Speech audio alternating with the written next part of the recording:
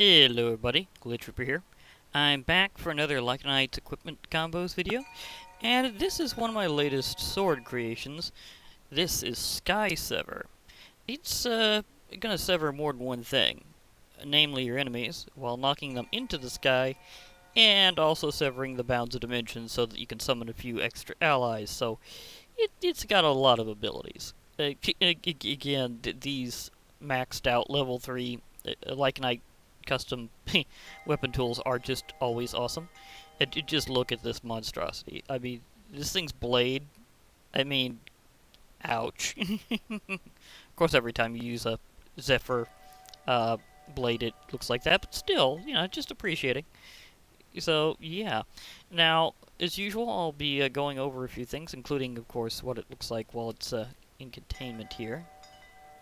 As usual, the one on the wall looks the best. Whoa, getting a bit more. I think I might be receiving a critical mass of wiggling things. I'm not sure if that's it, but it could be. Because each one of these is tracked with so many different traits. I don't think, this has been like a long-term test, but I have a feeling Lycanite never really thought of what would happen if you had a ton of these all customized in one chest. So, the fact I've been building them up over there has been something that's kind of been a long time coming. So, we'll see if that's the cause eventually.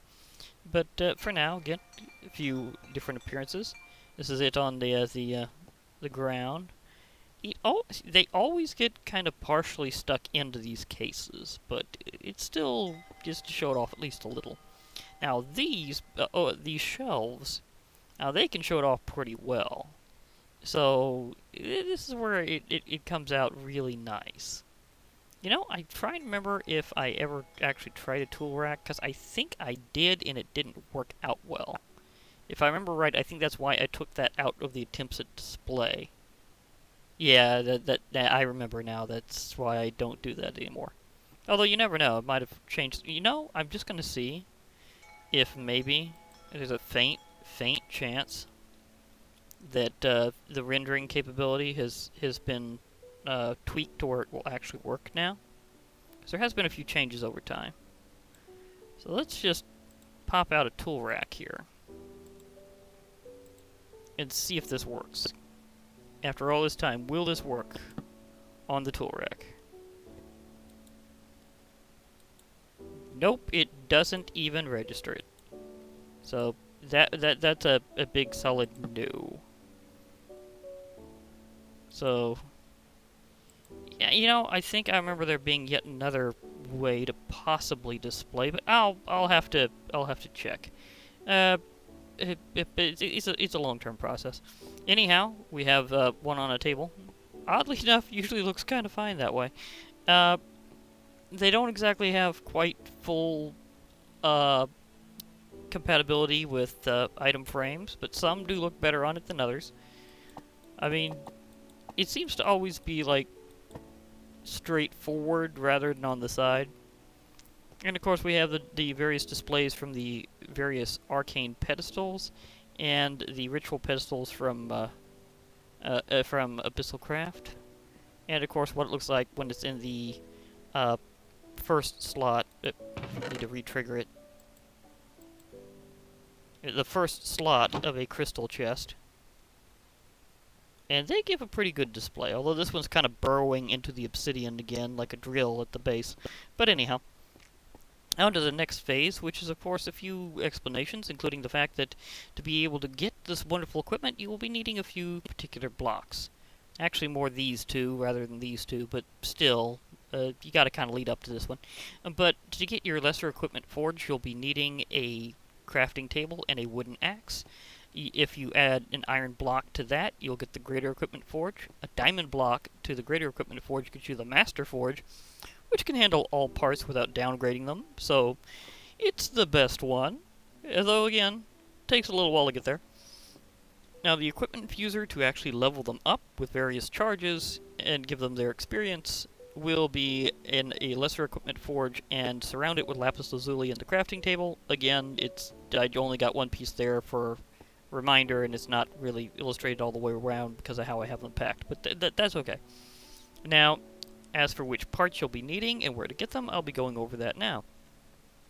You'll need a Zaffin spine as a base part. Again, this is something that will happen whenever you're seeing things mix, like water and lava, but also possibly from fusions of other elementals, so you might be able to kind of get lucky with them, but this will be one of the hardest to find parts for this design, so good luck hunting this one. Now, it will be important in more than one way. For one thing, it does add a pommel slot, and as you know, or at least as I like to go with, the more parts you can get in one thing, the better, because you can give them more traits, and being able to add a pommel is very important because not all base parts do. They all add a head part, but they don't all add a pommel part. So getting in that little extra ability is a big deal. Now, as for what it adds otherwise, it will grant penetration to your target, so it will take a much heavier hit after that first one. So don't be fooled by its overall stats at first, it will hit a lot harder. The pommel is a Djinn cloud, because this way I'll be able to juggle my enemy in the air with levitation, and also be able to summon Djinn on occasion, which can do the same thing while hassling the enemy in their own right. So, yeah, the Djinn clouds are always fun to use as a pommel. Your head part will be a Darkling skull. About Djinn, remember? They love being up in the air a lot. Might find them on a mountain. Might just come out at you anyhow, especially if you're going up. Yeah, the head part is a Darkling skull, and these like showing up underground fairly often in the dark. I mean, they are a Darkling, so that's how it works. Now, it has the ability of granting you the leech effect, so you're basically going to be granted the power of life drain for a little while afterwards. And for that building up, it's going to be awesome, because this means that you'll also be siphoning off power, acting as an army of your own. Again, with all the summons, it's going to be like that. And speaking of which, it summons Darklings. They love to attach themselves to their targets and otherwise totally freak them out. So, yeah, they're going to be very annoyed whenever this thing hits. The blade part is a Zephyr blade. Now, they mainly show up in storms, but again, because this is an elemental rather than another creature. Now, out of these parts, the only one that's not an elemental part is the Darkling. So, the Darkling skull is going to be the only one that's not based on an elemental. And because elementals and Lycanites mobs can fuse, you might get a lucky fusion that leads up to a stronger version of a Zephyr and be able to get this part, or you might find them during a thunderstorm. So either way, this will also be a rare part.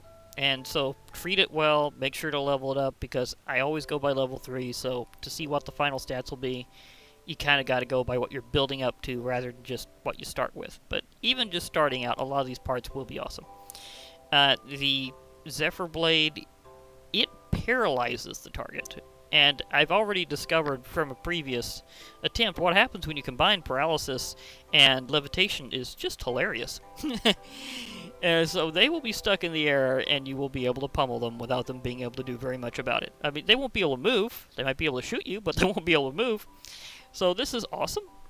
It also adds a pretty good amount of sweep, and as I mentioned before, this is where summoning chances are kind of affected, so the more sweep the better. So because this has a full 180 on it just as a blade part, that's good. The Darkling Skull will also add a bit of sweep, although not too terribly much. But still, every little bit counts.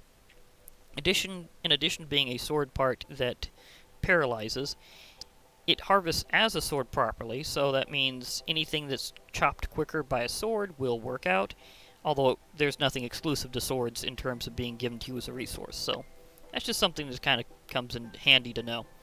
But hey, if you want to chop a pumpkin, this'll work. It also harvests as a hoe, so you may hoe with it. You may also get through a lot of, well, farm plants very quickly with it, so that comes in handy. And an interesting thing is it also harvests as shears. Now, other than sword, I think these other harvest types were added later. So, being able to harvest quickly as shears and good as a hoe, all that stuff. So, again, going through anything they can, that was apparently added later. Even when it was initially added, this part did have the ability to summon Zephyrs, so that's not new. It's just the new dynamic is figuring out the chance of summoning anything.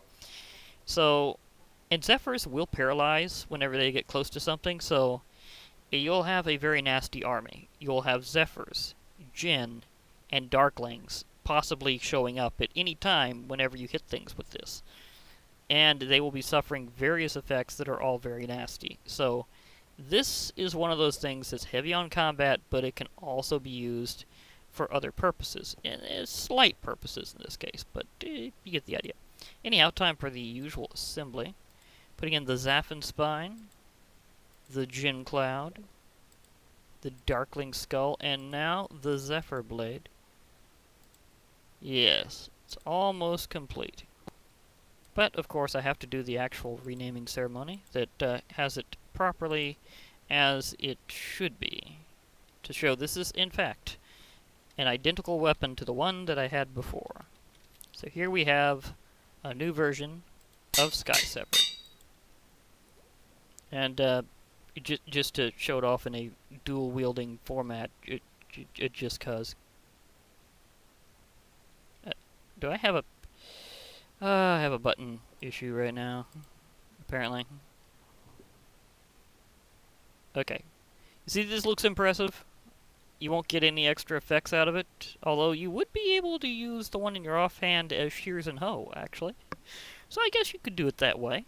I mean, you won't get a projectile, but you'd be able to actually use it, so that's awesome. In fact, I'm probably going to work this out, because I'm going to be doing a test fight after a little while. This time's going to be an Alpha Yeti. So I'm going to head out into the world. I'm going to do a few things with it to demonstrate its toolness. And then I will toss down an Alpha Yeti and use it to demonstrate its combativeness. So here we go. I think this should be sufficient in terms of distance.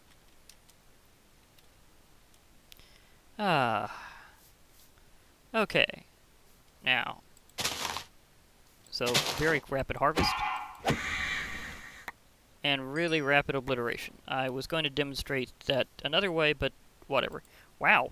Got a Spriggan Heart and Root out of that at the same time. Immunizer. Life Drain Charges. Vines. Did I have that before? I think I did from something else, but I got pretty much the works from that one. Oh, that was hilarious. But yeah. But as you can see, it's not going to harvest this particularly well as it's not a shovel, but you can hoe with it very quickly. So, hoe, hoe, hoe. And as I was saying, I was going to test out it working in the offhand. So, yeah, if you wanted to use it specifically for hoeing in the offhand, it's a pretty good method of doing so. And remember your priorities when it comes to offhand use. So, that's something to remember. And because it because it functions as shears, if I found a sheep, I could shear it. So, you may shear the sheep if you wish to. Now, I'm not gonna shear a mushroom into a cow. That's always wrong. We know this. Don't shear the mushroom. Shear the sheep. They actually like it. They get really, really warm in later weather, so yeah. Just trying to see if I could see a sheep. I do not see a sheep anywhere close by, so I suppose it's time for the big combat, which will be an Alpha Yeti. So, okay. I think I'm going to go into my spot I was before and see how well this works. So, okay, I'm going to have myself a nice Maca burger, the Bulwark burger. Yeah. And later I can have some lost pie. Sorry to show up in the wrong weather.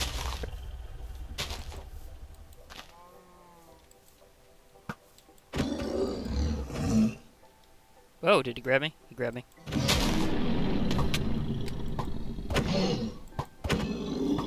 Yetis have a hard time floating upward.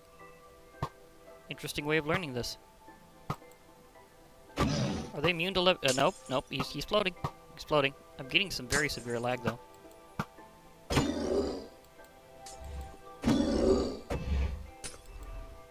Ugh. Very severe lag.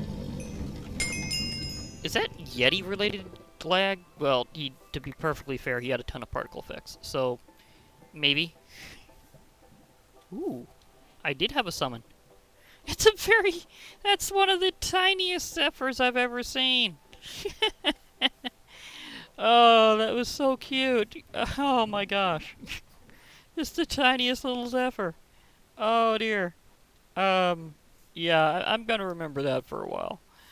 Okay, but yeah, as you can see, you can do all sorts of stuff with it. You can shear, you can chop, and of course you can slice and dice your way through everything. So yeah, I might also take on another one later with a sword type weapon to see if I can get certain skills where I do know it's compatible with Zelda sword skills. I'm just gonna have to later figure out just how compatible, because I'd like to try to do a few skills other than the basics on stuff with them, so I can get into some really fancy moves. That would be awesome. So for now, I'll be hugging off, but I have gotten through a ton of trophy stuff very, very quickly. Yeah, that all happened. Actually, am I missing a trophy? Or are they missing a trophy? Because I know they plan to have most of the bosses in Twilight Forest have a trophy. So, did I miss a trophy item? Or do they not have one for the Alpha Yeti yet? Well, it's within the time limit of stuff disappearing, so I'm pretty sure this means they don't have one for the Alpha Yeti. They have one for the Snow Queen, but not the Alpha Yeti? Seriously? Okay. Okay. I learned. They don't have one for the Alpha Yeti yet in Twilight Forest. Oh well.